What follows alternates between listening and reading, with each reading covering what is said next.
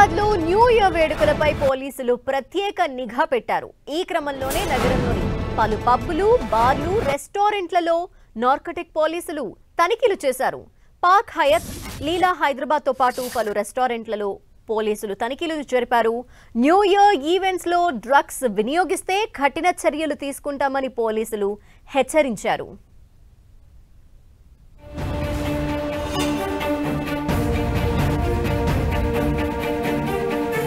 హైదరాబాద్ లో new year వేడుకలకు సంబంధించి పోలీసులు ఇప్పటికే తనిఖీలు స్టార్ట్ చేశారు. పలు రెస్టారెంట్స్ అలాగే ఈవెంట్స్ జరిగే ప్లేసెస్ లో డ్రగ్స్ నియంత్రణకు సంబంధించి నార్కోటిక్ పోలీసులు కూడా తనిఖీలు జరపడం జరిగింది. ఇక ఈవెంట్స్ కి సంబంధించి కొన్ని ఆంక్షలు అయితే ఉండబోతున్నాయి. దీనికి సంబంధించిన డీటెయిల్స్ మా ప్రతినిధి కిరణ్ అడిగి తెలుసుకుందాం. కిరణ్, నూతన సంవత్సర వేడుకలపై హైదరాబాద్ పోలీసులు చాలా ప్రత్యేకంగా ఫోకస్ పెట్టినట్టుగా మనం చెప్పుకోవాల్సి ఉంటుంది. ఎప్పుడు లేని విధంగా ఈసారి జంట నగరాల్లోని 3 కమిషనరేట్ల పరిధికి సంబంధించి కూడా పబ్బులు, బార్లు, వైన్స్ వీటితో పాటు ఇంకా ఏవైతే రిసార్ట్స్తో పాటు ఈవెంట్స్ ఉంటాయి, ఈవెంట్స్ మీద కూడా ఫోకస్ పెట్టబోతున్నారు. ఇప్పటికే ఇటు 3 కమిషనరేట్ల పరిధికి సంబంధించి కూడా వారు విధించిన గడువులోపు ఎవరైతే అనుమతి తీసుకోరో వారికి సంబంధించి కూడా ఈవెంట్లు నిర్వహించరాదంటూ కూడా చాలా కఠినంగా చెప్పిన పరిస్థితి కనిపిస్తుంది. ఇక గత ఏడాదితో పోల్చుకుంటూ ఈసారి ఈవెంట్లకి చాలా కఠినమైన ఆంక్షలు పెట్టినట్టుగా చెప్పుకోవాల్సి ఉంటుంది. ముఖ్యంగా బహిరంగ ప్రదేశాలు కావచ్చు, ఎక్కడైతే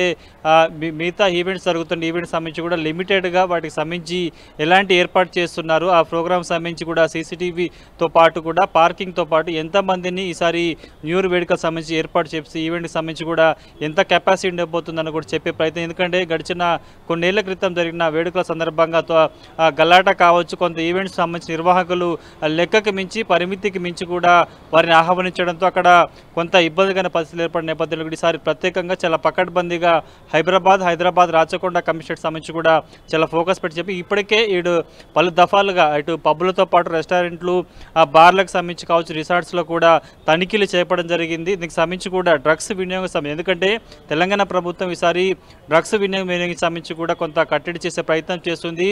డ్రగ్స్ ఫ్రీ సిటీగా చేసేందుకు పక్కబడిదిగా ప్లాన్ చేస్తున్న నేపథ్యంలో ఈసారి కొంత పెద్ద భక్తుల్లో వివిధ ప్రాంతాల నుంచి కూడా ఇటు న్యూ ఇయర్ వేడుకలకి హైదరాబాద్ నగరానికి వచ్చే అవకాశం ఉన్న నేపథ్యంలో కూడా డ్రగ్స్ వినియోగం జరిగే అవకాశం ఉన్నట్టు ఇప్పటికీ కొంత సమాచారం వచ్చిన నేపథ్యంలో కూడా వాటిని కట్టడి చేసేందుకు పక్కా ప్రణాళికలు సిద్ధం చేసుకుంటా మనం చెప్పుకోవాల్సి ఉంటుంది. ఎక్సైజ్తో పాటు టీఎస్ఎన్ఏ పోలీసులు కూడా పకడ్బందీగా చర్యలు చేపట్టబోతున్నారు. ఈవెంట్స్లో ఆల్ ఆఫ్ సడన్గా కూడా స్నీపర్స్ డాగ్తో తనిఖీలు చేసేందుకు సన్నద్ధమయ్యారు. ముఖ్యంగా జీహెచ్ఎంసీతో పాటు వివిధ సంబంధించి కూడా 40 టీంలను ఇప్పటికే ఎక్సైజ్ శాఖ ఏర్పాటు చేసింది. ధనలక్ష్మి. ఓకే, అంతేకాకుండా ఈ లేట్ నైట్ ఈవెంట్స్ ఏవైతే జరుగుతాయో వాటికి సంబంధించి ఆంక్షలు ఏ విధంగా ఉండబోతున్నాయి?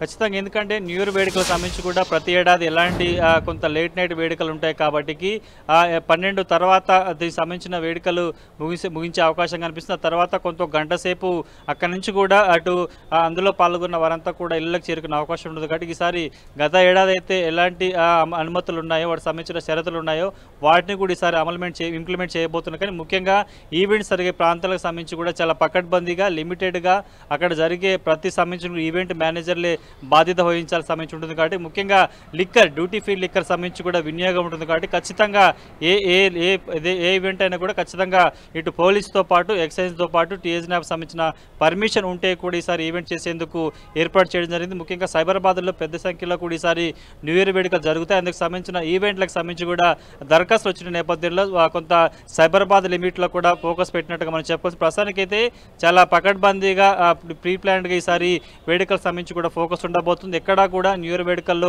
ఇబ్బందులు అవాంతరాలు చోటు చేసుకోకుండా ఉండేందుకు, అదేవిధంగా డ్రగ్స్ వినియోగం జరగకుండా కట్టడి చేసే ప్రయత్నాలు కూడా పోలీస్ శాఖ చేస్తున్నట్టుగా మనం చెప్పుకోవాల్సి ఉంటుంది. Thank you Kiran.